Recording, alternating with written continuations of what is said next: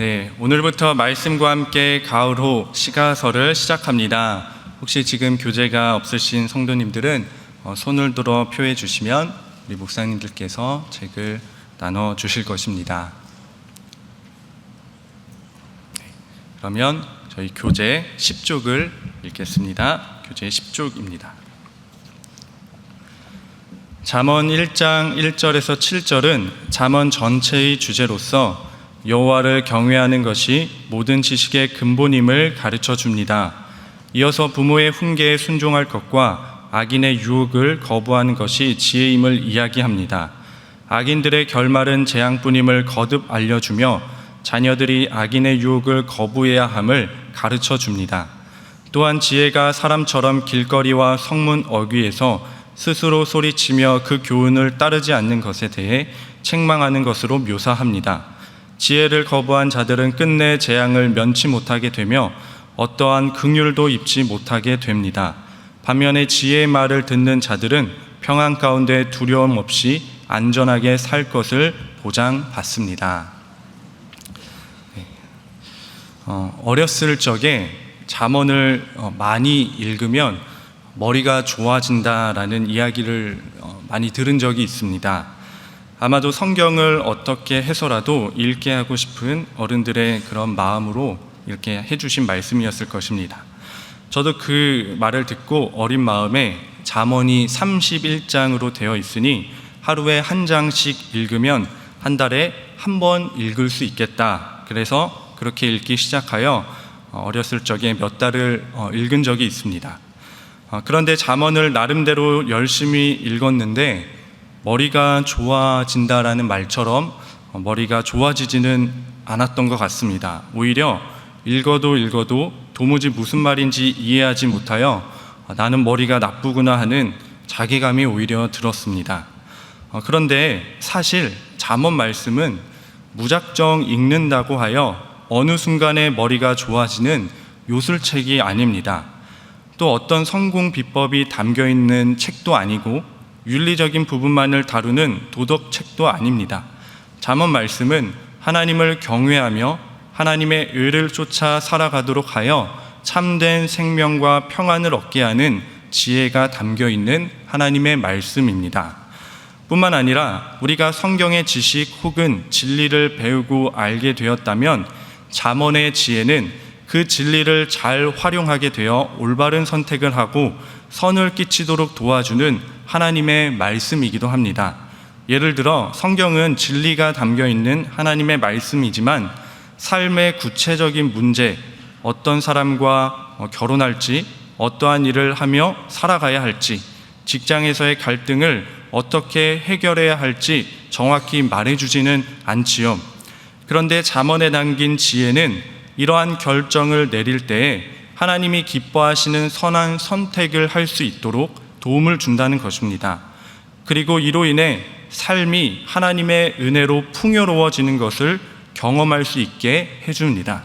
이 때문에 성도들이 잠언을 읽고 묵상하는 것은 매우 중요하다고 볼 수 있는 것이지요.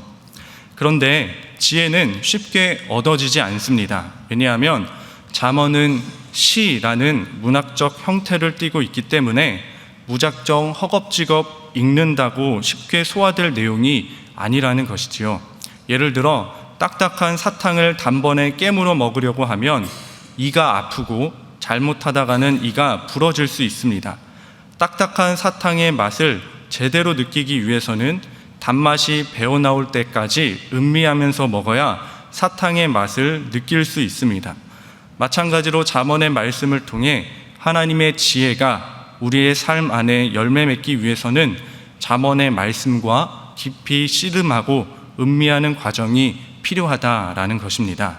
그러므로 잠언의 말씀과 함께하는 이 귀한 새벽 기도의 기간에 잠언 말씀과 씨름하고 또 깊이 음미하여 잠언으로부터 주어지는 하나님의 은혜를 경험하는 시간이 되기를 간절히 소망합니다. 오늘 말씀을 통해 나눌 첫 번째 기도 제목은 훈계를 알게 하소서입니다. 훈계를 알게 하소서. 본문 2절 말씀을 함께 읽겠습니다. 이는 지혜와 훈계를 알게 하며 명철의 말씀을 깨닫게 하며. 잠언 1장의 서두는 지혜가 무엇인지 정의하고 있는데요. 지혜를 정의하면서 지혜와 같이 쓰인 단어들이 여럿 나옵니다. 그 단어들을 함께 살펴보면 지혜가 무엇인지 조금 더 깊이 알아갈 수 있습니다. 지혜와 함께 쓰인 단어로서 훈계라는 말이 등장합니다. 여기서 훈계라는 말은 주석을 살펴보니 징계, 책망, 교훈의 의미를 담고 있는 엄격한 훈련을 뜻합니다. 가볍게 훈련을 받는 것이 아니라 마치 군대의 유격 훈련을 받는 것처럼 엄격한 훈련을 의미합니다. 즉 지혜로운 사람이란 훈련되어진 사람임을 뜻하고, 지혜는 훈련을 통해 자라나게 된다라는 것이죠. 예전에 위임 목사님께서 주일 설교를 하실 때 미드바르라는 단어를 말씀해 주신 적이 있습니다. 미드바르라는 단어가 기억나십니까? 광야의 히브리어입니다. 미드바르는 미라는 전치사와 다바르라는 단어가 합쳐진 말인데, 여기서 다바르는 살아이 움직이는 하나님의 말씀을 의미하고, 미는 모모로부터 전치사 의미를 의미합니다. 즉 미드바르는 말씀으로부터라는 의미를 지니고 있습니다. 즉 광야는 말씀으로부터, 즉 하나님의 말씀과 깊은 연관이 있는 곳이지요. 광야는 하나님의 말씀이 들리는 곳입니다. 하나님은 출애굽한 히브리 민족을 거룩한 하나님의 백성으로 삼아 주셨습니다. 그런데 그 백성들을 아무것도 없는 광야로 이끄셨습니다. 그 이유가 그곳에서 하나님의 말씀으로 살아가게 하는 훈련을 위해서 광야로 보내신 것이죠. 하나님의 말씀으로 살아가게 되는 것은 저절로 되는 것이 아니라 훈련이 필요합니다. 마찬가지로 지혜로운 사람, 하나님의 사람이 되어가는 것은 어떤 주술적인 것처럼 뚝딱 단번에 되는 것이 아니라 하나님의 훈련에 의해 이루어진다는 것입니다. 그러므로 하나님께서 우리를 훈계하고 훈련을 주신다고 생각되어진다면 그 훈계와 훈련을 불평하고 거부하기보다 우리를 더욱 지혜로운 자가 되도록 하기 위한 하나님의 뜻이 있음을 믿고 겸허히 받아들일 수 있는 믿음이 있길 소망합니다. 만약 나와 함께하고 있는 하나님의 훈련을 알아보지 못하고 있다면 나를 다루고 있는 하나님의 훈련의 손길을 알아볼 수 있는 믿음의 눈을 구하는 저와 여러분 되기를 소망합니다. 두 번째 기도 제목은 명철을 얻게 하소서입니다. 명철을 얻게 하소서. 우리가 하나님으로부터 훈련이 되어지면 명철을 얻게 된다고 말씀하십니다. 명철의 원어적인 의미는 통찰을 의미하는데요. 여기서 통찰이란 어떠한 상황이 발생할 때에 그 상황 속에 있는 미묘한 차이까지도 식별할 수 있게 된다라는 의미입니다. 예를 들어 요즘 메이저리그에서 크게 활약하고 있는 류현진 선수가 있지요. 류현진 선수가 던지는 대표적인 구종은 직구, 커브, 슬라이더, 체인지업이 있는데요. 이 구종들은 엄연히 전혀 다른 구종들입니다. 그런데 야구를 잘 모르는 사람이 체인지업과 슬라이더를 던지는 것을 보면 뭐가 다른지 차이를 잘 구분하지 못합니다. 그게 그거인 것처럼 보이는 것이죠. 그러나 야구를 좋아하고 야구를 잘 아는 사람은 투수가 체인지업을 던지는지, 커브를 던지는지, 슬라이더를 던지는지, 커터를 던지는지 그 차이를 분명히 식별할 수 있습니다. 마찬가지로 우리가 지혜를 통하여 명철을 얻게 되면 일상생활에서 어떤 상황이 발생했을 때에 한두 가지밖에 생각하지 못하던 것에서 여러 가지 방안들을 생각하고 가장 옳은 길을 선택할 수 있는 능력이 생긴다는 것입니다. 고린도전서 8장에 고린도 교인들이 우상에 바쳐진 제사 음식을 먹어도 되는지 안 되는지 논쟁을 하게 되는 사건이 있었지요. 바울은 그 상황에서 우상에 바쳐진 제사 음식을 먹은 자는 우상 숭배자다, 그리고 먹지 않았던 자는 참된 신앙인이다, 이런 이분법적으로 단정지어 말하지 않았습니다. 바울은 그 사건에 대하여 미묘하고 복합적인 부분까지 생각하여 답변을 주었습니다. 우상은 아무것도 아니고 두려워할 만한 것이 아니기에 우상에 바쳐진 음식은 먹어도 상관없다. 또한 음식 자체가 악한 게 아니다. 그래서 먹어도 상관없지만 혹시나 믿음이 연약한 자들을 실족시키지 않기 위해서 절제할 필요가 있다라는 지혜로운 결론을 이끌어내었습니다. 그래서 고린도 교회가 자칫 더 큰 갈등이 유발될 수 있는 상황에서 오히려 갈등이 아닌 사랑으로 화합할 수 있도록 도와주었습니다. 이처럼 명철함의 은혜는 미묘하고 복합적인 차원까지 식별해내어 나뿐만 아니라 내가 속한 공동체에 이로움을 주는 지혜입니다. 이런 명철함의 은혜가 저와 여러분들 가운데 주어지기를 예수님의 이름으로 간절히 소망합니다. 마지막 기도 제목으로는 여호와를 경외하게 하소서입니다. 여호와를 경외하게 하소서. 7절 말씀을 우리 함께 읽겠습니다. 여호와를 경외하는 것이 지식의 근본이거늘 미련한 자는 지혜와 훈계를 멸시하느니라. 잠언 1장 7절 말씀은 어떻게 보면 잠언에서 가장 중요한 말씀 가운데 한 구절일 것입니다. 여호와를 경외하는 것이 근본이다라는 것이죠. 여호와를 경외하는 것은 지식의 근본, 지혜의 근본일 뿐만 아니라 신앙생활 모든 삶의 근본입니다. 근본이란 가장 기본적이면서도 중요한 본질이다라는 뜻입니다. 독서를 하기 위해서 우리가 글자를 배워야 하는 것처럼 지혜를 얻기 위해서는 무엇보다 여호와를 경외하지 않고는 하나님으로부터 오는 지혜를 얻을 수 없다는 것입니다. 그렇다면 여호와를 경외한다는 것은 어떤 것일까요? 하나님을 경외한다는 그 모습 중에는 하나님의 말씀에 순종하는 것과 깊은 연관이 있습니다. 창세기에 보면 하나님께서 아브라함에게 아들 이삭을 바치라고 하시지요. 만약 아브라함의 입장에서 이 하나님의 말씀이 도무지 이해가 안 된다고 하여 하나님, 제가 생각하기에는 아들 이삭보다 저의 많은 재산을 하나님께 바치는 것이 더 합리적이고 더 좋을 것 같습니다. 아무리 생각해도 이 방법이 가장 좋습니다라고 하나님께 통보한다면 이것은 주님께 순종하는 것일까요? 아닙니다. 하나님이 그 당시 아브라함에게 원했던 것은 이삭이었습니다.